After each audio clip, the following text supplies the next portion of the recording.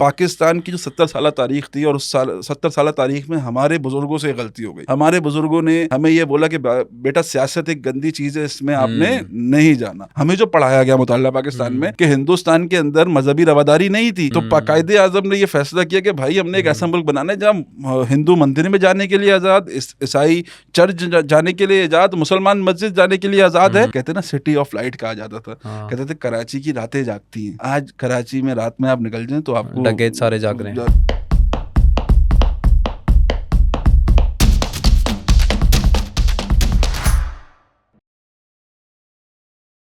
बिस्मिल्लाहिर्रहमानिर्रहीम। मेरा नाम है अली कासिम और मैं सियासी सवाल के एक और प्रोग्राम के अंदर आपके सामने हाजिर हूँ। आज जो हमारे गेस्ट हैं उनका नाम है मोहम्मद ज़ुहैब आज़म। ये नौजवानान महाजिर के ऑर्गेनाइज़र हैं।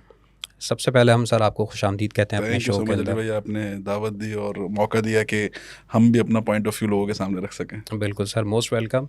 सबसे पहले ज़ुहैब भाई आप अपनी ऑर्गेनाइजेशन के बारे में बताइएगा। नौजवानान महाजिर नौजवानों की एक तंजीम है और देखा ये जाता है कि नौजवान या कोई भी सियासी जमात वो अपने हकूक़ के लिए जो है वो पाकिस्तान की तारीख़ में भी देखा गया है कि या तो सियासी इख्तिलाफ़ात की वजह से या फिर अपने हकूक़ हासिल करने के लिए या ऐवानों के ख्वाब दिखाने के लिए जो है कोई तंजीम बनाई जाती है। लेकिन ये जो नौजवान महाजिर है इसका कोर मकसद और इसकी जो आइडियोलॉजी है वो ये है कि महाजिर लफ्ज़ जो कि हमारे आबा व अजदाद की मिराज भी और हिजरत जो हमारे आबा व अजदाद ने करके इस पाकिस्तान को मोरिज़ वजूद में हम लेकर आए थे, उस महाजिर लफ्ज़ को पिछले 40 या 50 या 70 सालों में जितना ज़्यादा पॉलिटिसाइज़ किया गया, उसके बाद हम ये देखते हैं कि आने वाली नस्ल के अंदर जो हमारे बाद एक नस्ल ने आना है वो आइडेंटिटी क्राइसिस का सामना करेगी। ट्रू। तो हम उस आइडेंटिटी क्राइसिस से बचने के लिए ये समझे रेमेडी है, ये रिएक्शन नहीं है, ये रेमेडी है।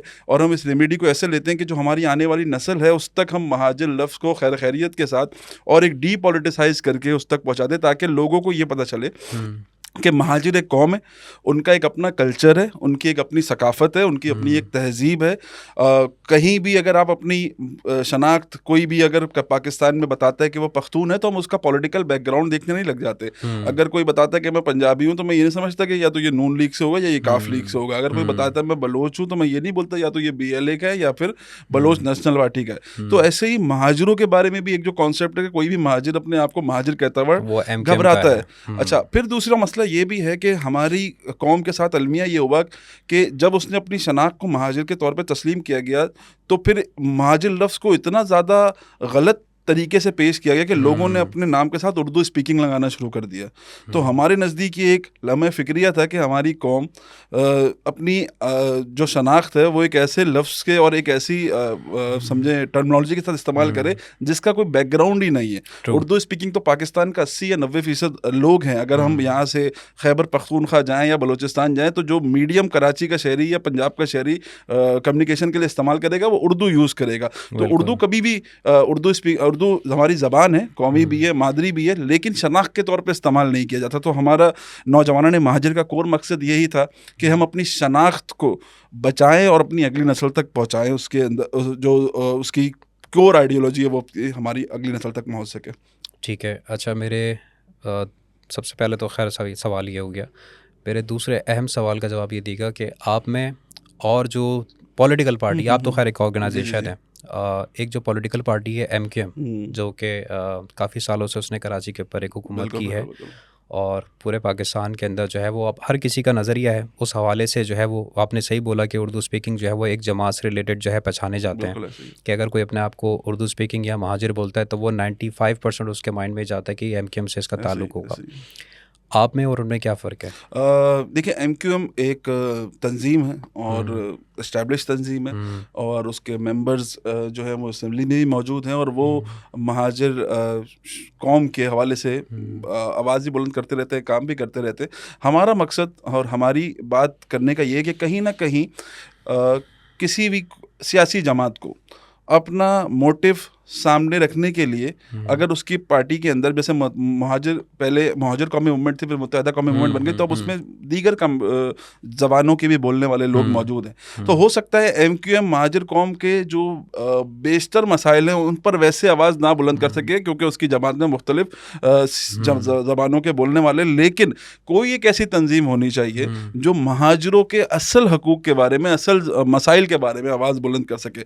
हम में और उनमें ये डिफरेंस है कि मैं तो कहता हूँ कोई मुकाबला नहीं है, क्योंकि वो एक एस्टैब्लिश जमात है और हम अभी काम करना शुरू किया, और हमारी काम ये अभी समझे इस काम हमारे जो जद्दोजहद है इसको 4 साल का जो है वो अरसा बीता है, और उन 4 साल में हम ये मोबिलाइजेशन कर रहे हैं कि नौजवानों को, महाजिर नौजवानों को अपने साथ जोड़ के एक ऐसा जो है वो सिनेरियो क्रिएट कर सके, एक ऐसा माहौल बना सके कि जो महाजिर लफ्ज़ के साथ जो ज्यादती हुई है उसे हम किसी हद तक ख़त्म कर सके। तो कोई भी मेरे ख्याल से एमक्यूएम और नौजवान महाजिर का कंपैरिजन नहीं बनता, क्योंकि वो एक माशाल्लाह से एस्टैब्लिश तंजीम है और हम अभी वर्किंग कर रहे हैं, लेकिन दोनों का ग्राउंड बिल्कुल अलग है। एमक्यूएम जो है वो ऐवानों में जाने के लिए जो है वो सियासत करती है और उनके जो है वो नुमाइंदे बाकायदा असम्बलीज में मौजूद हैं। हमारा अभी ऐसा कोई सिलसिला नहीं है, लेकिन इंशाल्लाह ताला आगे हम इस पे गौर कर सकते हैं। मतलब कि आगे आप अपनी तंजीम को, अपनी ऑर्गेनाइजेशन को आप एक पॉलिटिकल जमात बनाएंगे। अभी तक हमने कोई भी सियासी ना कोई चाल चली है, ना कोई सियासी नारा लगाया है। अभी तो हम कौम की बात कर रहे हैं, और अगर मुस्तकबिल करीब में ऐसा लगता है कि हमें कोई ऐसी आवाज़ लगानी चाहिए तो हम इंशाल्लाह ताला उसे ज़रूर। और अगर आपकी तंजीम में, आपकी पार्टी में फॉर एग्जांपल आगे जाके आप एक पॉलिटिकल पार्टी अपनी इस्टेब्लिश करते हैं, उसमें अगर कोई नॉन मुहाजिर अगर उसमें एक आना चाहे, एक अपनी ट्रू इंटेंशंस के साथ आना चाहे, तो उसको आप कैसे वेलकम करेंगे? मैं तो ये समझता हूँ कि जिस माशरे में हम रह रहे हैं और जिस सदी में हम अभी ज़िंदगी गुजार रहे हैं, तो जमीयत उलमा पाकिस्तान का नाम आपने सुना होगा जी। जमीयत उलमा पाकिस्तान, अभी कुछ दिनों पहले मेरी आंखों के सामने से खबर गुजरी कि जमीयत उलमा पाकिस्तान ने जो एक अक़लियतों की नशिस्त होती है सेनेट के अंदर, उसमें अपना नुमाइंदा नामज़द कर दिया। तो कोई अल्लाह का बंदा पूछे कि जमीयत उलमा पाकिस्तान जिसका काम इस्लाम के बारे में बात करना है, या इस्लाम उसमें सारे मुसलमान होने चाहिए, उसमें कैसे एक हिंदू आ सकता है? तो मेरे ख्याल से अब इस माइंडसेट से तो हमें निकलना चाहिए। मैं ये समझता हूँ कि नौजवान महाजिर एक ऐसी तंजीम अगर हम बनाएंगे मुस्तकबिल में, तो हम इसको नाम, हमें ये ज़रूरत नहीं पड़ेगी कि हम इसका नाम तब्दील करके दीगर लोगों को दावत दें। हम अपने काम से दीगर लोगों को दावत देंगे, हम अपनी सोच से नए लोगों को दावत देंगे। मतलब क्या आप वेलकम करेंगे? बिल्कुल बिल्कुल बिल्कुल। देखें, पाकिस्तान के अंदर जो मिडिल क्लास नौजवान हैं, वो चाहे कराची का हो, पंजाब का हो, बलूचिस्तान का हो, खैबर पख्तूनख्वा का हो, मसाइल सबके सेम है। उनके रोज़गार के मौके सबके लिए पूरे पाकिस्तान में मुश्किल से मिलते हैं। हमारा सिर्फ मानना ये, और हम कहते ये बात है कि जो कराची का नौजवान तालीमी मसाइल झेल रहा है, हो सकता है उसकी नौयत तब्दील हो, सही है, हो सकता है वो आवाज़ ये बुलंद कर रहा हो कि मेरे दाखिलों पर कोई और दाखिल हो रहा है यूनिवर्सिटीज़ के अंदर, मेरे जामिया के दाखिले, मेरी जो सीट है उस पर कोई और पढ़ रहा है। लेकिन हमें ये भी देखना चाहिए कि जहाँ खैबर पख्तूनख्वा का बच्चा, जिसके पास पढ़ने के लिए यूनिवर्सिटीज़ ना हो, तो वो भी तालीम हासिल करने के लिए कहीं ना कहीं जाएगा। मसला दोनों का सेम है, लेकिन नौयत अलग है। हमने ये अवेयरनेस देनी है कि पाकिस्तान की जो 70 साल तारीख़ थी, और उस 70 साल तारीख़ में हमारे बुज़ुर्गों से गलती हो गई। हमारे बुज़ुर्गों ने हमें ये बोला कि बेटा सियासत एक गंदी चीज़ है, इसमें आपने नहीं जाना। और हमारा बहैसियत मुसलमान ये ईमान है कि सफाई निस्फ ईमान है, तो हम गंदी चीज़ को साफ़ करने का सोच ही नहीं रहे। तो हम ये कोशिश कर रहे हैं, ये अवेयरनेस देने की कोशिश कर रहे हैं कि नौजवानों को सियासत में आना बहुत ज़रूरी है, और जो डटी पॉलिटिक्स पाकिस्तान या कराची शहर की हो चुकी है, उसको तब्दील होने की ज़रूरत है, और उसे तब्दील नौजवान नहीं करेगा। अच्छा, नौजवान हो सकता है इन सियासी लीडरों से, नारों से तंग आ चुका हो, लेकिन वो किसी नई उम्मीद और होप के साथ काम करने से कभी भी पीछे नहीं हटेगा। और मैं तो अभी जब से ये बांग्लादेश और श्रीलंका का मसला हुआ है, मैं एक दो पहले भी एक पॉडकास्ट में गया, तो मैंने वहाँ पे बोला ये हमारे लिए शर्मिंदगी की बाइस है बहैसियत कौम, अगर हम सोचें कि हम आइडियलाइज कर रहे हैं बांग्लादेश के नौजवानों को कि वो इनकलाब लेकर आ रहे हैं या वो तब्दीली लेकर आ रहे हैं, लेकिन कराची का नौजवान या पाकिस्तान का नौजवान भी अभी जिस पॉइंट पे मौजूद है, उसने रिटेलिएट करना है। उसने आज नहीं, 3-4 साल बाद रिटेलिएट वो करेगा, क्योंकि जितने मसाइल, जिस जहनी कैफियत से वो गुजर रहा है, वो ज़्यादा अरसे तक नहीं चल सकेगी। अच्छा ज़ुहैब साहब, आपकी बातों से मैंने 2 चीज़ें एक पॉइंट आउट की हैं। पहली चीज़ तो ये, जैसे आपने अभी हम एक कंपैरिजन अगर एमक्यूएम के साथ करें, एमक्यूएम ने भी कराची से स्टार्ट किया, एक स्टूडेंट की एक जमात थी, देन वो ऑल ओवर पाकिस्तान गए, बिल्कुल। जो महाजिर का नारा उन्होंने लगाया था, देन उन्होंने अपने महाजिर के नारे को थोड़ा सा दबा के दूसरे लोगों को भी वेलकम किया। सेम चीज़ जैसे आपने एक ऑर्गेनाइजेशन महाजिर के लिए आपने स्टार्ट की, अभी आप जैसे कह रहे हैं कि आप भी दूसरे लोगों को वेलकम करते हैं अपनी ऑर्गेनाइजेशन के अंदर, आप ऑल ओवर पाकिस्तान जाते हैं, तो क्या ऐसा नहीं है कि आप फ्यूचर के MQM है? नहीं, फ्यूचर के देखिए, फ्यूचर मैं वही बात कह रहा हूँ कि MQM ने अपना स्लोगन तब्दील किया, अपना नाम तब्दील किया, और फिर उसने जो है वो पॉलिटिक्स की। हम एक ऐसा माइंडसेट और एक ऐसा कल्चर लेकर आएंगे कि जहाँ मसला सियासी जमात के नाम से नहीं होगा, काम से होगा। जहाँ जो है वो मैं इसकी मिसाल ऐसे देता हूँ आपको कि भारतीय जनता पार्टी का नाम हम सबने सुना है जी, हमारे पड़ोस में हिंदुस्तान के अंदर। क्या बीजेपी में मुसलमान नहीं है? बिल्कुल है। क्यों है? क्योंकि हमने यहाँ पे एक सोच को जानबूझ के नाफिज किया हुआ है। हमने यहाँ पर जो एक हारमोनी का कल्चर है, एक भाईचारे का कल्चर है, उसे ख़त्म कर दिया। हमने अपने जो जहन में हमारे जो अकायद हैं, हमारे जहन में जो सियासी सोच है, हमने दूसरे के ऊपर इम्प्लीमेंटेशन करने की कोशिश कर दी। और मैं समझता हूँ पाकिस्तान का आज सबसे बड़ा मसला यही है कि अगर PTI का कोई कारकुन मर रहा है कराची के अंदर, तो उसमें PTI वाले ने सिर्फ आवाज़ बुलंद करनी है, ये नहीं सोचना कि ये भी इंसान है, इसके भी घर में कोई जो है कराची वाला या कोई भी, बिल्कुल कराची वाला। अगर देखा जाए, अगर शहर की बात करें, अगर ऐसे ही कोई MQM का कारकुन मरता है तो उस पर सिर्फ MQM वाले शोर कर सकते हैं, या आवाज बुलंद कर सकते हैं, या उदास हो सकते हैं, या दुख कर सकते हैं। बाकी पाकिस्तान या बाकी शहर के लोगों को उससे फर्क नहीं पड़ता। तो दुख तो इस बात का होना चाहिए कि भाई एक इंसानी अलमिया हमारे सामने है कि इस शहर के अंदर रोज की सदा पे नौजवानों को मारा जा रहा है, कहीं मोबाइल स्नैचिंग पे मारा जा रहा है, कहीं लूट मार करते हुए मारा जा रहा है, कोई एक्सीडेंट के अंदर मर रहा है। तो उसमें दुख तो हम सबका एक है, तकलीफ हम सबकी एक है, लेकिन हम सियासी सोच की वजह से तकसीम हो चुके हैं। हमने लाशों को लेबल लगा दिया है। बिल्कुल ऐसा ही कि ये लाश है, जबकि वो लाश है मुसलमान की, सबसे पहले मुसलमान की, कराची वाले की। पाकिस्तान तो जो कायदे आज़म की तकरीरों से हमने सुना, और पाकिस्तान का मकसद जो था, हमें जो पढ़ाया गया मुताल्ला पाकिस्तान में कि हिंदुस्तान के अंदर मजहबी रवादारी नहीं थी, तो कायदे आज़म ने ये फैसला किया कि भाई हमने एक ऐसा मुल्क बनाना है जहाँ हिंदू मंदिर में जाने के लिए आज़ाद, ईसाई चर्च जाने के लिए आज़ाद, मुसलमान मस्जिद जाने के लिए आज़ाद है। तो उस सोच को इम्प्लीमेंटेशन पाकिस्तान में मिलनी है। तो अगर हम आज उस सोच को पनपने नहीं दे रहे, तो कहीं ना कहीं हम कायदे आज़म के उस कॉल से और कायदे आज़म की उस सोच से भी पीछे हट चुके हैं। तो हमें ज़रूरत है उस सोच की दोबारा से जो है ना वो इम्प्लीमेंटेशन की। बिल्कुल सही, मैं आपकी बात से ज़ोहेब भाई एग्री करूँगा।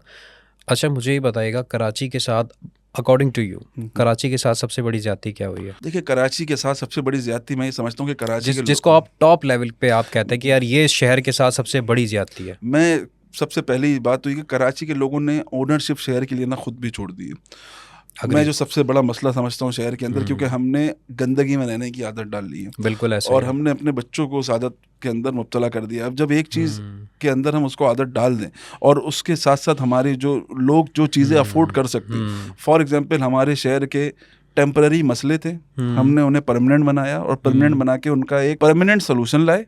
फॉर एग्जांपल पानी नहीं आ रहा था, मैं पानी का बोलने वाला था, तो हमने टैंकर यूज़ करना शुरू किया। अच्छा, मैं और आप अफोर्ड कर सकते टैंकर, गरीब नहीं कर सकता, भाड़ में जाए, ठीक है। टैंकर डलवाना शुरू कर दिए। एक टेम्पररी मसला था, वहीं का वही रह गया। मुझे आज तक याद है, मैं बहुत सी मीटिंग्स में अपने नौजवानों से ये बात भी करता हूँ कि जब मैंने अपने बचपन में कराची के अंदर आँख खोली, तो मैंने देखा कि मैं नॉर्थ कराची के एरिया में रहता था, और उस टाइम नॉर्थ कराची इतना आबाद नहीं था। तो वहाँ पे हमारी गली के अंदर 7 घर बने हुए थे उस वक्त, और उस वक्त भी पानी का यही मसला था। मतलब पानी हफ्ते में बहुत मुश्किल से आता था, और आज भी वही मसला तो वही मसला है। तो हमारे मोहल्ले के 7-8 बुजुर्ग जाते थे, वॉलमैन को पकड़ते थे, उसकी कुटाई भी लगाते थे, और फिर 200 रुपए देके उसको बोलते थे पानी खोल दो। सही है। आज हमारे लोगों को अगर किसी से पूछ लिया जाए ना वॉलमैन किधर बैठता है, तो किसी को पता नहीं होगा, वॉलमैन का नंबर किसी के पास होगा भी नहीं। सरकारी एक नुमाइंदा वहाँ बैठा हुआ है, जिससे अगर नौकरी पे नहीं भी आना हो तो कोई मसला नहीं है। ऐसे बागात के अंदर माली हुआ करते थे, बिल्कुल ऐसा। माली अगर नहीं आते थे तो लोग मोहल्ले वाले जाके टाउन में कंप्लेन करते थे। आज हमने वो सब चीजें अपनी छोड़ दी है। लोगों को पता होता था कि क्या चीज कैसे, निजाम कैसे चल रहा है। बिल्कुल ऐसे। अब गटर अगर उबल जाते थे तो लोगों को उलझन होती थी, मुझे आज तक याद है कि उलझन होती थी। और आज तो हम देखते हैं कि अगर हमारी गली में गटर उबल गया तो मैं कोशिश करूंगा, मेरे घर में कोई मलबा पड़ा हुआ है तो मैं अपने घर के सामने डाल के गटर का पानी इधर उधर रहने दूं। मसला वही का वही है, मैं अपनी जगह को साफ करके उसको ऊपर एक छोटी सी इसमें चीज़ ऐड करूंगा। अक्सर आप देखें चाय के जो आजकल हमारे यहाँ ढाबे जो चल रहे हैं, आप हर ढाबे के बराबर में से देखें एक नाला गुजर रहा होता है। हम नाले के बराबर में बैठ के चाय पी रहे हैं लेकिन हमें बुरा नहीं लग रहा, क्योंकि हमने वो आदत बना ली। हमारे लिए एक नॉर्मलाइज चीज़ है। अगर आप यही किसी मिसाल के तौर पे किसी पाकिस्तानी को ही, लेकिन जो किसी वेस्टर्न कंट्री में पैदा हुआ उसको ला के अगर आप बिठाएंगे ना, तो वो आपको बोलेगा यार आप लोग तो कचरा लोग हैं। अब यही बात है ना, हम कहते हैं कि यार बाहर वाले यहाँ पे आके ओवर एक्टिंग करने लग जाते हैं। ओवर एक्टिंग नहीं है, ओवर एक्टिंग नहीं है उनकी, वो सही है, वो सही है भाई। मतलब एक अगर चीज आपको गंदगी है तो गंदगी है, बिल्कुल है। पहले घरों में सुबह उठ के बाहर स्पेशल अपनी गलियों के अंदर झाड़ू मारी जाती थी कि यार मेरे घर के आंगन साफ रहे। अब वो कल्चर ही खत्म हो गया। अच्छा, दूसरा जो मेन मसला हमारे शहर के साथ हुआ वो ये हुआ कि हमने अपने सियासी बेनिफिट जो है वो कुछ पैसों के एवज भेज दिए। मैं ये समझता हूँ कि जब मुशर्रफ साहब ने 1100 अरब कराची को दिए और उस वक्त ये फैसला हुआ कि हमने उस 1100 अरब के एवज मुशर्रफ को सपोर्ट करना है, तो हमने कराची को पीछे छोड़ दिया। उसके बाद जरदारी साहब ने फैसला किया, उस दौर में काम भी तो हुआ है, वो काम हुआ। मैं वो बात नहीं कर रहा, मैं जो माइंड सेट है मैं उसकी बात कर रहा हूँ कि हमने अगर 1150 अरब लेके कराची को ऊपर काम कराया, लेकिन हमारा कोड नैरेटिव मुशर्रफ को सपोर्ट करना रह गया। ठीक है, अगर इस्टेब्लिशमेंट या जो पाकिस्तान के चलाने वाले इदारे उनके जहन में ये चीज़ आ जाए कि हमने अपने मुतालबात मनवाने के लिए 1100 अरब रुपए देने, तो फिर तो वही हुआ कि जरदारी साहब आए, उन्होंने बोला मैं 450 अरब रुपए दूंगा, मुझे सदर बनाओ। सही है, आज हम शहबाज शरीफ साहब कहते हैं कि मैं कराची के लिए पैकेज का अनाउंस करूंगा, मुझे आप वोट दे दें। ऐसे इमरान खान साहब ने भी यही किया कि भाई मैं कराची को तरक्की दूंगा, आप मुझे वजीर आजम का वोट दो। कराची के लिए सालाना एक बजट नाम हुकूमत पाकिस्तान की तरफ से एलोकेट होना चाहिए कि भाई ये शहर अगर मेट्रोपॉलिटन है, आप इसे मिनी पाकिस्तान तो बड़े धड़ल्ले से कह सकते हैं, कह देते हैं। आप इसे ये तो कह देते हैं कि भाई कराची किसी के बाप का नहीं है। आप ये तो कह सकते हैं कराची जो है वो सिर्फ महाजिरों का नहीं है, कराची में तमाम अकवाम आके बस सकती हैं। तो फिर इन तमाम अकवाम को और इन तमाम शहरियों को और इन तमाम सूबों को और इन वजीर आजमों को कराची का दर्द भी समझना पड़ेगा। बिल्कुल ऐसा ही है। अगर आप कराची का दर्द महसूस करते होंगे तो फिर आपको ये बात का एहसास होगा कि कराची अब जो है वो तबाही के दहाने पर खड़ा है। और अगर कराची तबाह हुआ तो सिर्फ कराची और मैं और आप तबाह नहीं होंगे, अब इसका जो असरात हैं पूरे मुल्क की तरफ आप देखेंगे। क्योंकि अगर हमें बताया गया, हमने पढ़ा ये कि कराची मुल्क की मईशत में 60% देता है, बिल्कुल, और सिंध की मईशत में 90% देता है। जब ये शहर उस 90% तक नहीं पहुंच सकेगा, जब इस शहर के लोगों की एफिशिएंसी 90% तक नहीं जा पाएगी, तो फिर इसके असरात मुल्की तौर पे भी आपको नजर आएंगे। आज भी सबसे ज्यादा टैक्स कराची देता है, बिल्कुल ऐसे, लेकिन फैसिलिटीज कराची के ताजिर को नहीं मिल रही हैं। अच्छा, आपने जिक्र किया मुशर्रफ साहब के दौर का, और उसी चीज़ से कड़ी जोड़ते हैं मुस्तफ़ा कमाल साहब। बिल्कुल ठीक है, उनको आप किस तरीके से देखिए, कराची की तारीख के अंदर मैं समझता हूँ कि मुस्तफ़ा कमाल जैसे मेयर शायद अभी तक हमने नहीं देखे। और उसमें जो मैं बात हम जो पहले कर रहे थे डेडिकेशन की, जब तक लोगों में डेडिकेशन होगी, शहर के लोग शहर चला रहे होंगे। अगर आज आप एक ऐसा निज़ाम शहर के अंदर, मैं फॉर एग्जांपल मैं आपको एक जगह नौकरी पे रखूं और मैं नौकरी में रख के कहूँ कि जो आपका जनरल मैनेजर है वो ऊपर जो CEO है उनके अंडर है, आप जनरल मैनेजर के अंडर है, लेकिन आपको जो पे रोल पे रखा हुआ है मैंने, वो मार्केटिंग प्रमोशन के अंदर रखा हुआ है। अब मार्केटिंग प्रमोशन वाले को अगर आपसे कोई काम लेना है, वो आपको बोलेगा तो आपका पे रोल किसके पास है? मार्केटिंग वाले के पास है। आप रिपोर्टिंग में किसके हो? GM के। GM साहब बोलते हैं कि यार आज ये काम मुझे शाम तक चाहिए, और मार्केटिंग वाला काम आपको कहता है ये काम मुझे शाम तक चाहिए। आप जहनी तौर पर कश्मकश का शिकार हो जाओगे कि भाई मैं किसकी सुनूं, मैंने इसकी सुननी है या इसकी सुननी है। कराची के साथ भी यही हो रहा है। कराची के अंदर एक सिंपल सा बल्दियाती निज़ाम था, जिसे कॉम्प्लिकेटेड करके वजीर बल्दियात बना दिया गया, इससे कॉम्प्लिकेटेड करके मुख्तलिफ हिस्सों में तकसीम कर दिया गया, कंटोनमेंट इसमें शामिल कर दिया गया। कराची का आज भी 55% हिस्सा जो है कंटोनमेंट का आबाद है, जिसमें कंटोनमेंट बोर्ड्स है, और बाकी जो 35% है वो कराची KMC के अंडर है। अब जब कराची का मेयर है, उसके अंदर एक ईंट लगाने के पैसे उसके पास नहीं है, उसको वो पैसे किसने देने? सिंध गवर्नमेंट ने देने। कराची के अंदर जो एडवर्टाइजमेंट होती है उसका पैसा सारा किधर जा रहा है? अभी मेरे ख्याल से इसमें मेयर के पास जाना शुरू हो गया, वरना पहले सिंध गवर्नमेंट के पास जाता था। ये अभी लास्ट जो जमात इस पे जोर दे रही थी हाफिज साहब के इलेक्शन के ऊपर, सबने यही बात की, सबने ये बात बोली कि मेयर के पास एक अथॉरिटी होनी चाहिए। एक शहर का, जैसे मुस्तफा कमाल के दौर में एक टैक्स, प्रॉपर्टी टैक्स लागू हुआ था, एक अच्छा इनिशिएटिव था, मैं समझता हूँ होना चाहिए था। जो 400-250 गज के घर थे उन पे टैक्स लगना चाहिए था। आज अगर इस मसले पर मैं ये देखें, लम्हा फिक्र ये ना, कराची एक जमात इस्लामी का भी उतना ही मसला है, MQM का भी उतना ही मसला है। अच्छा, पीपल्स पार्टी का उतना शायद ना हो, या हो, अल्लाह करे, हम तो चाहते हैं कि हो। तो जब अगर ये दोनों जमातें मिलकर कोई एक कंक्लूजन करके अगर ये फैसला कर सकती हैं, अगर नहीं कर सकती तो फिर नौजवानों को कोई ऐसा इनिशिएट लेना पड़ेगा कि भाई भले आप कोई सी भी जमात की हो, कोई सी भी उसकी ज़बान बोलते हो, लेकिन शहर के लिए आपको एक होना पड़ेगा, कोई ऐसी सोच। क्योंकि पाकिस्तान के अंदर माजी जो पाकिस्तान का रहा है उसमें पॉलिटिकल तौर पे इतने डिफरेंसेस बना दिए गए कि जो सियासी जमातें वो एक दूसरे के साथ नहीं बैठ सकती। तो कोई ना कोई नई सोच को परवान चढ़ना ज़रूरी है। नई सोच की अगर बात करें तो हमारे जो करंट मेयर हैं उनकी बात करते हैं, मुहाजिर हैं जी मुर्तज़ा साहब, उनके बारे में आपका क्या ख्याल है? देखिए, मुर्तज़ा साहब अच्छे इंसान हैं, उनकी नीयत भी है, लेकिन मैं ये समझता हूँ कि अगर घोड़े को गधों के साथ रखा जाए तो वो भी गधा ही बन जाएगा, ठीक है? तो ये थोड़ी सी जाती हो जाएगी उनके साथ। नहीं, मैं बात चलो इसको कुछ चेंज कर लेते हैं। अगर प्रोफेशनल इंसान को नॉन प्रोफेशनल के साथ रखा जाए फिर भी बेहतर तो वो फिर जो है वो थोड़ी खराबी का कोशिश वो कर रहे हैं। देखिए, कोशिश, कराची के मसले अब जो कोशिशें हो रही है उससे हल नहीं होगा। मैं ये समझता हूँ कि कराची के मसले के लिए एक जामिया प्लान बनाने की ज़रूरत है।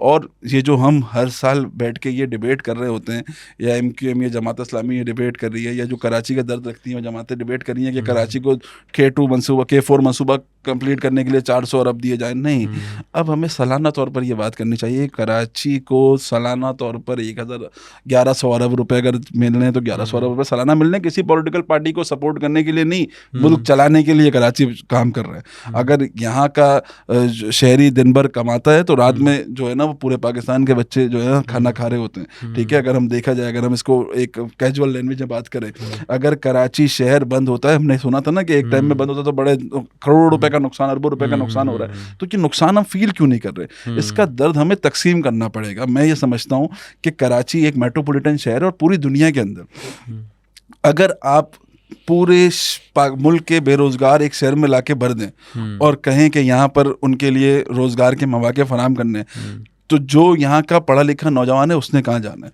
उस कंडीशन में जहाँ पर रोजगार है ही नहीं ना, बिल्कुल ऐसा ही है। अगर मैं तो जो प्लान, हम अब सोल्यूशन की तरफ जाते हैं, मैं तो ये बात कहता हूँ कि भाई अगर खैबर पख्तूनख्वा अपने 1 लाख लोगों को कराची भेज रहा है तो फिर खैबर पख्तूनख्वा की गवर्नमेंट से KMC को सवाल करना चाहिए, भाई आपने ये 1 लाख लोग मेरे पास नौकरी के लिए या अपने बेहतर मुस्तकबिल के लिए भेज दिए। बिल्कुल मिनी पाकिस्तान है, हमें जान से कबूल है सारे लोग, लेकिन आप इन्होंने जो पानी इस्तेमाल करना है वो इस शहर का इस्तेमाल करना है, इन्होंने बिजली इस शहर की इस्तेमाल करनी है, इन्होंने सड़कें इस शहर की इस्तेमाल करनी है। तो आप उसकी डेवलपमेंट के लिए भी तो मुझे कुछ दो, पर पर्सन पर ईयर कुछ आप मुझे फंड मिलने चाहिए। उसके लिए ज़रूरी है कि कराची में आने वाले हर इंसान की एंट्री होनी चाहिए। आपने एक वक्त में जो है वो कराची के अंदर ये शोर हुआ था कि कराची में हर आने वाले की जो है वो एंट्री होनी चाहिए, हम उस पर किसी ने काम नहीं किया। आज जो कराची, क्योंकि हम देखते हैं स्ट्रीट क्राइम की वारदातें कराची, तो सर मर्दमशुमारी सही से नहीं होती, तो वजह क्या है? उसकी वजह यही है ना, जब आप एक शहर से अगर किसी दूसरे शहर के लोग अगर यहाँ आ रहे हैं तो सबसे पहले तो हमारा सवाल ये बनेगा कि भाई आप रिपोर्ट कार्ड होगी ये तो पूरी, ये अगर पंजाब के 3.5 लाख लोग कराची आ रहे हैं, किस किस शहर से आ रहे हैं, किस किस इलाके से आ रहे हैं, तो फिर सवाल होगा कि भाई आप अपने इलाके में क्यों नहीं, क्या सहूलियात की कमी है जो यहाँ पे आप आ रहे हो? आप सिविक इंडस्ट्री तो यहाँ पे भी नहीं लग रही। इंडस्ट्री तो देखिए यहाँ पे तो वही है जो था वो यहाँ मतलब मैं ये कहता हूँ कि जब तक यहाँ के शहरियों को ये एहसास नहीं होगा कि भाई सरकारी हॉस्पिटल मेरे ज़िले के अंदर होना चाहिए और उसके लिए वो आवाज़ बुलंद नहीं करेगा, तब तक ये मसाइल हल नहीं होंगे। अगर यहाँ के लोगों के अंदर ये शऊर नहीं आएगा कि सरकारी स्कूल मेरे ज़िले के अंदर होने चाहिए तो ये मसले हल नहीं होंगे। जब तक यहाँ के नौजवानों में ये एहसास नहीं होगा कि मेरे डिस्ट्रिक्ट के अंदर यूनिवर्सिटी होनी चाहिए, मैं क्यों पंजाब या सिंध को छोड़ के कराची के अंदर पढ़ने आ रहा हूँ, और फिर मैं ये मुतालबा कर रहा हूँ कि यहाँ पे मेरे लिए हॉस्टल बनाया जाए। मैं पहले मुतालबा करूँ कि मेरे इलाके के अंदर यूनिवर्सिटी बनाई जाए और उसके लिए एक पूरी मूवमेंट बनाई जाए कि यार आप मेरे इलाके में क्या बिगाड़ा है, मेरे इलाके ने आपका क्या कसूर ऐसा किया कि आप वहाँ पे यूनिवर्सिटीज नहीं बना रहे। तो जब तक ये काम नहीं होगा तब तक फिर या तो फिर आप यही है कि पढ़ते रहें, उम्मुन बुकमुन पढ़ते रहें और इंतज़ार करें कि कब कराची जो है वो तबाह होगा और उसका जो है वो हम सब फिर बैठ के जो है वो अफसोस करेंगे, या फिर हम अभी से सोल्यूशन के ऊपर काम करना शुरू करें। इस शहर के अंदर हर शहर की कैपेसिटी होती है। दुनिया के जितने भी बड़े शहर हैं उनको पता होता है कि हमारे यहाँ 3 करोड़ लोग आ सकते हैं, 1 करोड़ लोग आ सकते हैं, बल्कि कराची तो दुनिया का 4 शहरों में जिसकी आबादी सबसे ज़्यादा है। बिल्कुल तो ऐसा ही है। अगर मतलब ये तो मेरे नज़दीक खुद एक डिजास्टर है कि जहाँ पे आपकी आबादी 3.5-4 करोड़ से ऊपर जा रही हो और आप कहीं पे उसको रोकने के लिए तैयार मतलब ना हो, आपकी कहीं मैनेजमेंट रोकने नहीं के है, मैनेजमेंट बन भी नहीं सकती, बन भी नहीं सकती। क्योंकि जितनी तेजी से आवाम आ रही है ना उसकी कोई डेटा एंट्री है ना कोई चीज़ है, तो आप उस हिसाब से उसकी एलोकेशन कर ही नहीं सकते फंड्स की। तो सबसे पहले तो कराची के लोगों को ये समझना होगा और कराची के एडमिनिस्ट्रेटिव जो चलाने वाले उनको समझना पड़ेगा कि कराची की कैपेसिटी है और उस कैपेसिटी पे कराची को रोकना पड़ेगा।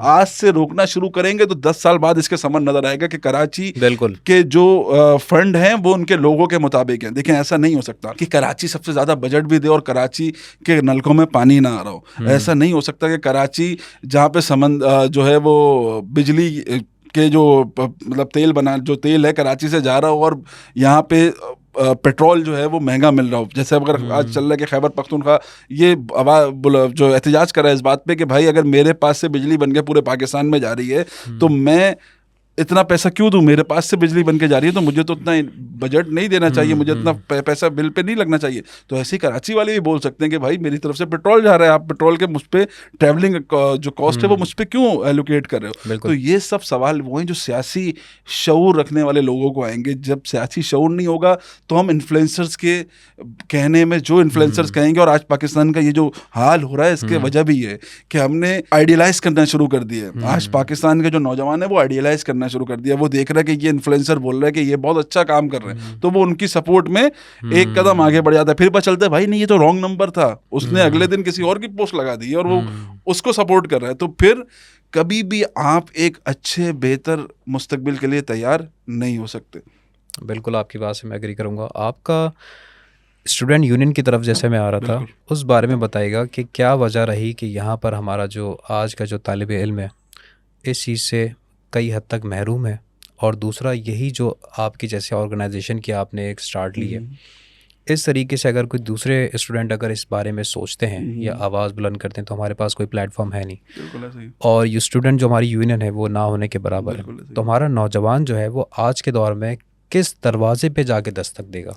देखिए, तलवा यूनियन तो एक मैं समझता हूँ कि किसी भी जमहूरी माशरे का एक एसेंस है। अगर वो नहीं होगा तो आज जो हमारे मुल्क में लीडरशिप का फुकदान मिल रहा है, मैं ये मिसाल भी देता हूँ। मैं मुख्तलिफ जगहों पे जब डिबेट ट्रेनिंग के लिए जाता हूँ तो मैं बच्चों से पूछता हूँ कि भाई आप क्या बनना चाहते हैं, डॉक्टर कितने बच्चे बनना चाहते हैं, तो सब हाथ खड़े करना कर देते। मैं कहता हूँ फौज में कौन कौन जाना चाहता है, सब बच्चे मतलब 10-15 बच्चे हाथ खड़े कर देंगे। भाई पायलट किसने बनना है, मैं बताया गया बचपन से ये, भाई सब ने हाथ खड़े कर दिए। फिर आप बोले भाई लीडर कौन बनेगा, तो किसी को समझ में नहीं आएगा सवाल क्या है। तो हमें कोशिश ये करनी है कि हम जो तलबा यूनियन पे इस शहर में इस मुल्क में पाबंदी लगी हुई है, और बहुत सारे तालीमी, मैं समझता हूँ कि ये कॉलेजेस और तालीमी इदारों को इनिशिएट लेना होगा कि अपने हदूद से बाहर निकल के एक कराची के अंदर बहुत सारे ऐसे कॉलेजेस हैं जो तलबा इलेक्शन कराते हैं, पूरे जमात इस्लामी इसके हक में है। बिल्कुल, और बल्कि ये तो पास हो चुका है, मतलब सिंध गवर्नमेंट ने पास भी कर दिया, लेकिन उसकी कानून साजी नहीं हो पा रही। वक्त नहीं है क्योंकि हम बाकी चीज़ों में इतना लगे हुए हैं। तो जैसे सर सैयद कॉलेज है, गर्ल्स कॉलेज, वहाँ पे बाकायदा हर साल इलेक्शंस होते हैं और फिर एक बॉडी बनती है, और वो बॉडी के अंदर मैं आपको, कभी आप सर सैयद गर्ल्स कॉलेज जाएं, वहाँ पे आप मुकाबले देखें, डिबेट कंपटीशन, स्पोर्ट्स कंपटीशन, वहाँ का जो डिसिप्लिन आप देखें तो आपको पता चलेगा बच्चे सब मैनेज कर रहे हैं। वहाँ का डिबेट कंपटीशन बच्चे करवा रहे होते हैं, तो यहीं से तो लीडर निकलता है। वहीं से वो शऊर उनको आप उन सर सैयद गर्ल्स कॉलेज की लड़कियों से जाके मिले तो आपको नजर आएगा कि मैनेजमेंट के साथ उनको लीडरशिप के उनको स्किल सीखने को मिलता है। तो तलबा यूनियन जब तक बहाल नहीं होती और जब तक बहाल नहीं होती तो ज़रूरत इस अमर की है कि नौजवान के अंदर अपने एक सियासी शऊर को पनपने के लिए और सियासत में शामिल करने के लिए, हमारा मसला ये है कि हो सकता है नौजवान तो किसी हद तक शामिल हो जाए, जो हमारे माशरे में ख़वातीन है, जो लड़कियां वो शामिल नहीं हो रही। अभी आपने बांग्लादेश का एक मामला देखा कि उसमें मैंने उसकी पोस्ट भी एक शेयर की थी। एक लड़की अपने वालिद के साथ सुबह एहतजाज में शिरकत करने के लिए जा रही है और उसके वालिद साहब उसको उस प्रोटेस्ट में छोड़ने जा रहा है। तो इनकलाब ऐसे आते हैं, ठीक है। हम ऐसे लोगों को साथ रखना पड़ेगा जो अपने फ्यूचर के लिए सोच भी रहे हों।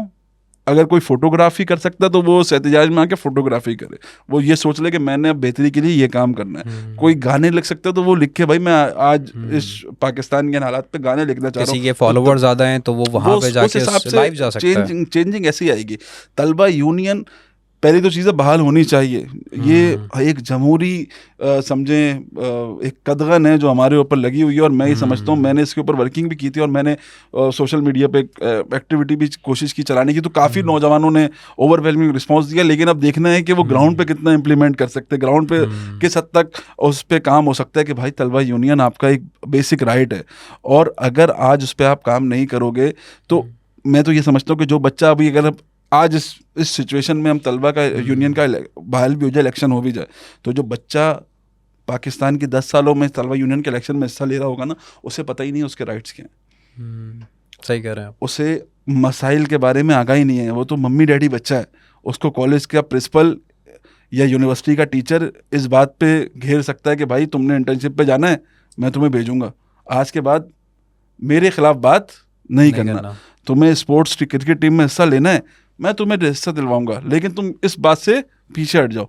तो उस बच्चे में उस शऊर ही नहीं है कि उससे क्या चीज़ मिल रही है, उसके जहन में वो सियासी सोच ही नहीं है कि वो किस मनसब पे बिठाया जा रहा है, और वो उसको आप अगर बना देंगे तो मैं तो समझता हूँ, मैंने ये कोशिश भी की थी। मैंने समझे हमने कराची सिंध असम्बली के अंदर हमने पाकिस्तान के जो चलाने वाले इदारे हैं उनको और मुख्तलिफ सियासी जमातों के लीडरान को ये ख़त लिखा था कि तलबा यूनियन बहाल करने से पहले बाकायदा एक मैकेनिज्म तैयार करें कि इन बच्चों की ट्रेनिंग शुरू की जाए। बिल्कुल ऐसा ही, तालीमी इदारों में लेक्चर दिए जाएं इनको जाके कि भाई तलबा यूनियन के राइट्स क्या हैं, तलबा का यूनियन के जो है वो पूरा एक जो आइन बने, उस आइन में क्या क्या उनकी अथॉरिटीज़ हैं, क्या क्या उनकी जिम्मेदारी है, ये सामने आनी चाहिए। सर कराची की तलबा को तो बेचारे को ये डर रहता है कि सुबह मोबाइल लेके जाऊंगा, शाम में मोबाइल वो घर जेब में होगा नहीं होगा।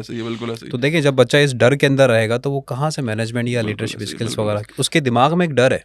मैं अभी पिछले दिनों मैंने एक पॉडकास्ट किया तो उसमें मैंने उनको ये बताया कि भाई हमारे शहर में इस नौजवान को क्या टेंशन है। हमारी टेंशन भी अजीब है ना।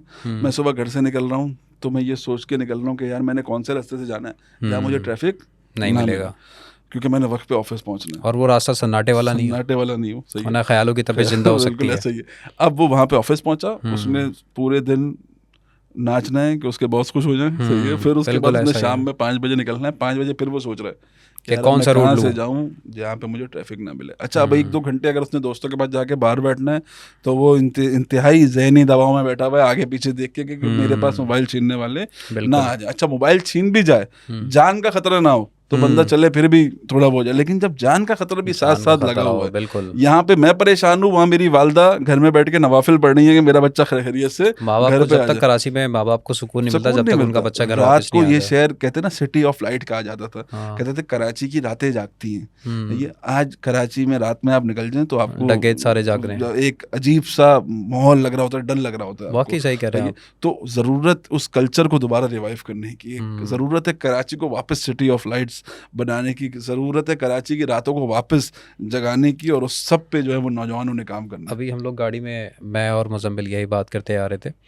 तो मैंने कहा आजकल के दौर के अंदर कराची के अंदर वो मतलब खुश है, रिलैक्स है, जिसके गाड़ी के डाले के पीछे 2 गार्ड बैठे हैं, उसके प्राइवेट गार्ड है, उसको कोई मसला नहीं है, जहाँ चाहे रुक जाए, कोई उससे स्नैचिंग नहीं करेगा, कुछ नहीं करेगा। तो वो लोग मेरे ख्याल से ज़्यादा खुश हैं, लेकिन वो हर किसी के ज़ाहिर सी बात है जेब के अंदर जो है। और हमें तो मैं यही समझता हूँ कि जिस दिन इस सोसाइटी ने, हमारा मसला यही है कि हम मिडिल क्लास के बारे में सोचना छोड़ दिया है, लोअर मिडिल क्लास के बारे में सोचना छोड़ दिया है, अशराफिया अपने बारे में सोच रहे हैं। अशराफिया को जो बात बुरी लग रही है उस पर पूरा पाकिस्तान ट्रेंड बना रहा है क्योंकि उसके पास लिंक्स हैं।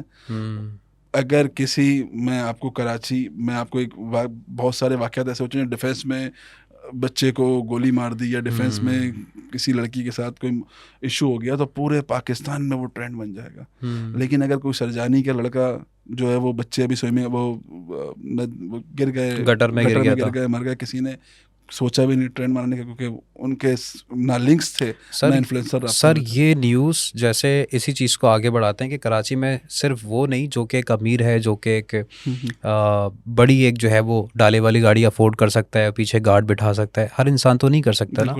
आप ये देखें कितने अफसोस की बात है कि हमारे शहर के अंदर जो न्यूज़ आती हैं वो ऐसे आती हैं कि कराची का एक शहरी गटर के अंदर गिर के जहाँ भाग हो गया। ये मतलब कितनी एक शर्म वाली बात है हमारे लिए कि हम लोग गटर के अंदर गिर के मर रहे हैं, लेकिन हम लोग अपने लिए आवाज़ नहीं उठा रहे। दूसरी बात आप देखें कि यहीं देखा जाए, अगर कोई किसी बड़े सिंगर का, मैं नाम नहीं लूँगा, लेकिन किसी बड़े सिंगर का अगर कॉन्सर्ट अगर रख दिया जाए शहर के अंदर तो आप देखें 2000, 3000, 5000 लोग वहाँ पे खड़े होंगे, ठीक है, टिकट परचेज करके जाएंगे, लेकिन ये यूथ अपने राइट के लिए नहीं निकल रही। बिल्कुल ऐसे। तो मसला यही ना कि उनमें वो शऊर नहीं है। अब मैं उनको मुझे लगता है पता ही नहीं कि हमारे साथ मसला क्या है। बेसिकली बात एक तो ये भी है कि उनको पता ही नहीं कि मसला क्या है। दूसरा ये कि जब दबाव वाले इस माहौल में एक नौजवान को ये पता चले कि यार कराची के अंदर एक ऐसा लम्हा क्रिएट किया जा रहा है या ऐसा माहौल बनाया जा रहा है जिसमें मैं थोड़ा एंजॉय कर सकूंगा और वहाँ सेफ्टी भी है, सब कुछ है, तो फिर वो मतलब मेरे ख्याल से उसे रोकना ना मतलब अच्छी बात भी नहीं है। लेकिन अब जो मसला है वो मसला ये है कि हमारे जो नौजवान हैं वो हमारे पॉलिटिकल लीडर से तंग आ चुके हैं। तमाम लीडर से वो इस पॉलिटिकल स्ट्रक्चर से तंग आ चुके हैं। मैं तो ये समझता हूँ कि अब जो मुल्क चलाने वाले हैं उनको ये बात समझनी पड़ेगी कि नौजवानों के ग्रुप्स और नौजवानों की नई क़यादत को इस मुल्क को चलाने के लिए आपको आगे लाना पड़ेगा और उसका जो भी मैकेनिज़्म है वो बनाना पड़ेगा। देखें, मैं ये समझता हूँ कि हर किसी पर इस मुमलिकत में हमने फातिमा ज़ैनब पर भी गद्दारी के टैग लगाए, हमने इस मुमलिकत खुदादाद में भुट्टो पे भी जो है वो गद्दारी के टैग लगाए, बेनज़ीर पे भी लगे, नवाज शरीफ पे भी लगे, अल्ताफ़ हुसैन पे भी लगे, इमरान खान पे भी अब लग गए। तो अब बचा कोई भी नहीं है, ठीक है। तो हमें दो चीज़ों पे तो हमारा ईमान है और मैंने बहुत सी जगहों पे ये बात कहता हूँ कि जो 20% काम है ना, वो 20% काम तो हर जमात के लिए एक जैसा होना चाहिए। पाकिस्तान की खुददारी, पाकिस्तान की सलामती पर कोई आंच नहीं आनी चाहिए, बिल्कुल। पहली तो इसमें तो कोई दूसरी राय होनी नहीं चाहिए। दूसरा ये कि पाकिस्तान की जो सलामती वाले, देखें इसमें भी कोई दो राय नहीं है कि फ़ौज जो है वो पाकिस्तान के लिए ज़रूरत है, हमारी ज़रूरत है, बिल्कुल। जिस पॉलिटिकल, जिस समझे जोग्राफियाई सिस्टम में हम रह रहे हैं उधर हमारी ज़रूरत है एक मजबूत फ़ौज, ठीक है। तो फ़ौज पर भी उस तरह से आप नहीं क्रिटिसाइज कर सकते, हाँ, लेकिन फ़ौज के अंदर भी अपना निज़ाम होना चाहिए कि जो अभी जैसे हम देख रहे हैं कि कोर्ट मार्शल्स की और जो उन्होंने एक्टिविटीज स्टार्ट करी हैं, तो ये 20% काम हो गया जो कि तमाम पॉलिटिकल पार्टीज का कांस्टेंट होना चाहिए। अब 80% जो काम है वो सिविक इश्यूज है। सर वो माशरती इश्यूज है, मैं कट करूंगा। मेरे ख्याल से सबसे पहले तो आपको यूथ को रोकना है बाहर जाने से। देखिए इसको ये रोकना, मैं वही बात बोलूँ, क्योंकि अब देखें अब यूथ जो है ना वो तंग आ चुकी है। वो तो बोलती है बस रोकेंगे तब जब हम उनको यहाँ पे कोई मौके देंगे, सही है, यहाँ पे मौके क्रिएट किए जाएंगे, बिल्कुल। वरना देखें, मैं वही बात करता हूँ कि अगर किसी नौजवान के पास जिंदगी अच्छी गुजारने का कोई रास्ता है तो वो कभी भी उस रास्ते को नहीं छोड़ेगा, बिल्कुल ऐसे। एंड ही इज राइट, उसका कोई इसका दर तो हम उसको यहाँ पे उस तरीके का माहौल दे दें। मैं कुछ दिनों पहले भी मैंने ये बात की कि अगर मुझे पता चल जाए कि जिस कंपनी में मैं नौकरी कर रहा हूँ वो नौकरी कंपनी 3 साल बाद जो है वो बैंक करप्ट होने वाली है, तो मैं उस कंपनी में जॉब करूँगा? मैं आपको बोलता हूँ कि आप किसी ऐसी जगह पे जाएं जहाँ पे आपको पता चले 3 साल बाद ज़लज़ला आने वाला है, तो आप उस जगह पे रह लेंगे? बिल्कुल नहीं, सही है। आप तो दिन रात टिक बैठे रहेंगे और बोलेंगे अगले दिन ही निकल जाएंगे कि भाई 3 साल से हो सकता है अभी आ जाए। तो भाई बात यही है कि जब पाकिस्तान के अंदर हम ये सब सिचुएशन देखकर हम नौजवान को किसी तरीके से भी नहीं रोक सकते, बिल्कुल। उसने जाना है बाहर, अगर उसके पास मौका मिलेगा। हमने तो कोशिश ये करनी है कि हम किस हद तक यहाँ पे उस ब्रेन को रोक सकें जो यहाँ पे हमारे लिए कारआमद है, जो इस शहर के लिए सोच सके, इस मुल्क के लिए सोच सके। आज पाकिस्तान के आप हम कहते हैं ना, पाकिस्तान के अंदर 62% नौजवान है। आप 10% नौजवानों को बुला लें और आप डिबेट करा लें पॉलिटिक्स के हवाले से, मेरे ख्याल से 5 भी किसी सोच और नज़रिए के मानने वाले नहीं होंगे। वो सिर्फ क्या होंगे, यही जो मैंने आपसे बात की, इन्फ्लुएंसर्स के शिकार होंगे, रट के आने वाले हैं, रट्टा लगाने होगा। मतलब उन्होंने देखा होगा, उन्होंने ये पसंद होगा कि भाई हुमायूं सईद मुझे पसंद है, हुमायूं सईद ने कल रात को तस्वीर खिंचा दी अली भाई के साथ, अब अली भाई भी उसके लिए हो गए फैन। अभी पाकिस्तान में फैन क्लब है, कोई भी लीडरशिप नहीं है। लीडरशिप अगर होती तो फिर हमने देखा है कि जिस मुल्क में भी जहाँ भी लीडरशिप हो, आप अगर दुनिया के अंदर देखें तो लीडर्स जो है वो उनके साथ नौजवानों का जो रवैया होता है और उनके कहने पे, यहाँ पे तो हमने देखा ना कि आज इमरान खान को पाकिस्तान, जो दुनिया समझती थी, पाकिस्तान समझता था कि इमरान खान पर अगर बात आई तो पूरा मुल्क जो है वो हिल जाएगा, लेकिन इमरान खान को आज जेल में तकरीबन 128 दिन हो चुके हैं, कोई इनकलाब बर्पा नहीं हुआ। तो मतलब एक बात तो वाज़े हो गई कि इनकलाब नहीं था, फैन क्लब था। तो इनकलाब लाने के लिए सबसे पहले तो आपको जहन साजी करनी पड़ेगी, और जहन साजी के अंदर पॉलिटिकल अप्रोच वाले लोग ज़रूरी हैं। मैं समझता हूँ शहर के अंदर या मुल्क के अंदर आपको सबसे पहले डायलॉग शुरू करने पड़ेंगे, नौजवानों को बिठा के ये बात बतानी पड़ेगी कि भाई आपने डरना नहीं है। यहाँ पे नौजवान को ये डर है कि अगर वो अपने राइट की बात करेगा तो डाला जाएगा, ठीक है। नौजवान को ये डर है कि अगर भाई मैं अपने हकूक़ की कोई बात करता हूँ तो मुझे जान का खतरा ना हो। तो सबसे पहले तो हमें उसे वो एटमॉस्फेयर देना पड़ेगा कि वो इस डर से बाहर आ जाए। तो मैं जो बात पहले भी कर रहा था कि पाकिस्तान चलाने वाले इदारों को ये सोचना होगा और ये फैसला करना होगा कि उन्होंने 70 साल में सारे फार्मूले वगैरह इम्प्लीमेंट कर दिए हैं इस शहर, इस मुल्क पर। अब जो फार्मूला है वो नौजवानों का फार्मूला है, और नौजवानों को ही एक उम्मीद की सतह पर देखा जा सकता है जिनका माजी साफ हो, जिनका किरदार साफ हो। और मैं ये समझता हूँ कि हमें ये कानून भी बना लेना चाहिए। लेकिन जो 25 से 40 साल तक की उम्र का नौजवान होता है ना, उसके नज़दीक अपना मुस्तकबिल तो बनाता ही बनाता है, लेकिन उसके नज़दीक करप्शन कुछ नहीं होती। मेरा ये मानना है। जो करप्शन का आंसर है वो आता है 40 साल के बाद, जब इंसान शादीशुदा हो जाता है, उसके बच्चे वगैरह हो जाते हैं, तो फिर वो बोलता है यार मैंने अपना तो बना लिया, मेरे बच्चों का क्या होगा। तो इस 25 से 40 साल की उम्र के नौजवान को हमें यूटिलाइज करना है। इस 25 से 40 साल की उम्र के सोच को हमने यूटिलाइज करना है, उसको कैप्चर करना है और उससे काम लेना है मुल्क की तरक्की का और मुल्क के खुशहाली में आती 50 साल के बाद है। यही तो मसला है। अब आप सबसे बड़ा मसला यही है। आप अभी समझें कि दुनिया के अंदर आप कनाडा को देखें, बाकायदा अभी जो बरतानिया के इलेक्शन हुए मेरे ख्याल से, उसमें पाकिस्तानी निजात नौजवान जिनकी उम्र 26 साल है, 27 साल है, वो member national assembly, member provincial assembly बने और एक दो तो मेयर बने इलाकों के। तो ये तो एक अच्छी अप्रोच है, और ये पूरी दुनिया में। हमारे यहाँ मसला ये है कि हमने सियासत को जागीरदार वडेरों के लिए छोड़ दिया है, हमने सियासत को अमीर अशराफिये के लिए छोड़ दिया। जब तक हम सियासत को मिडिल क्लास और लोअर मिडिल क्लास तक लेके नहीं जाएंगे तब तक कोई तब्दीली नहीं आएगी। क्योंकि जो दर्द, जो मसले मैं और आप दिन भर देखते हैं, बसें कराची या पाकिस्तान की कैसी हैं वो वही जानता होगा जो बसों में सफ़र करता होगा, उसके लिए तकलीफ़ होगी। सड़कें जिसके मतलब अगर मैं डिफेंस क्लिफ्टन की सड़कों पे घूम रहा हूँ और मैं सरजानी की सड़कों पे घूम रहा हूँ, तो मुझे सरजानी वाले को ज़्यादा एहसास होगा कि मुझे क्या काम करना है, ना कि डिफेंस क्लिफ्टन वाले को। तो कोशिश ये करनी है कि हमने उस पाकिस्तान के अंदर उस अप्रोच पे काम करना है जहाँ पे मसावात के साथ सबको एक जैसे मौके मिले। हमारे यहाँ सियासत पर भी जागीरदार वडेरों का हक है, तमाम जो वसाइल है उन पे भी जागीरदार वडेरों का हक है, तो हमें उसे तब्दील करने की ज़रूरत है। बिल्कुल ऐसा ही है। मेरे ख्याल से फ्यूचर के अंदर आपने भी इंशाल्लाह इसी तरीके से अपने देखिए हम तो सिंपल यही बात कर रहे हैं कि देखिए नौजवान एक नई सोच के साथ पूरी दुनिया में हम देखें तो हर जगह पे जो है ना एक यूथ रेवोल्यूशन आपको नज़र आ रहा है। पाकिस्तान के अंदर हो सकता है वो इसलिए ज़्यादा जल्दी आ जाए क्योंकि यहाँ का नौजवान बहुत अरसे से जहनी दबाव का शिकार है। बिल्कुल। और वो जहनी दबाव मज़ीद बर्दाश्त करने को तैयार नहीं है। ये जो बाहर जा रहे हैं नौजवान यहाँ से, ये कराची या पाकिस्तान का वो तबका है जो पढ़ा लिखा तबका है, जो बोलना जानता है। जब वो वहाँ जाएगा, वहाँ की जो है वो सिस्टम देखेगा और वहाँ पे जो वो सिविक राइट्स देखेगा, लोगों के अपने हकूक़ देखेगा, तो फिर वो भी बोलेगा कि भाई मेरे साथ गलत हो रहा है। तो हमने उन सब चीज़ों को मद्देनज़र रखते हुए मुस्तकबिल का प्लान करना है और हम उसी पे काम कर रहे हैं। और हमारी कोशिश ये है कि हम नौजवानों के अंदर वो शऊर याफ्ता तबका एक अपने साथ जोड़ लें जो शहर के लिए भी बेहतर काम कर सके और मुल्क के लिए बेहतर काम कर सके। इंशाल्लाह बिल्कुल। बहुत बहुत शुक्रिया आपका ज़ुहैब आज़म साहब, आप हमारी पॉडकास्ट के अंदर आए। Thank you. और आपने अपना एक नज़रिया सामने रखा, अपनी ऑर्गेनाइजेशन के बारे में बताया, काफ़ी सारे कुछ मुश्किल सवाल भी आपकी तरफ मैंने जो है वो हमारी कोशिश ये होती है, हमारी जो मैंने नौजवान महाजर के बारे में जैसे आपको बताया, तो हम चाहते भी हैं कि हम पुरानी पाकिस्तान के जो सियासी फरसुदा निज़ाम है उसमें मैं अली भाई को गाली देके तो अपनी जगह बना सकता हूँ, बहुत आसान है, लेकिन मैंने ये काम नहीं करना। हमने कराची के अंदर देखा कि सियासत में अगर आपने गाली का रिवाज को ऑन करना है या फिर गाली गलौज से काम करना है तो उससे आवाम आपको एक्सेप्ट नहीं करेगी।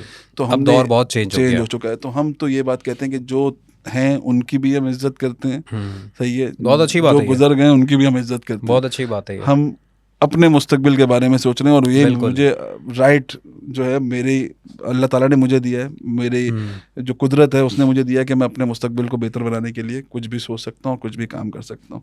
इंशाल्लाह। बहुत बहुत शुक्रिया ज़ुहैब साहब आपका हमारे शो में आने का।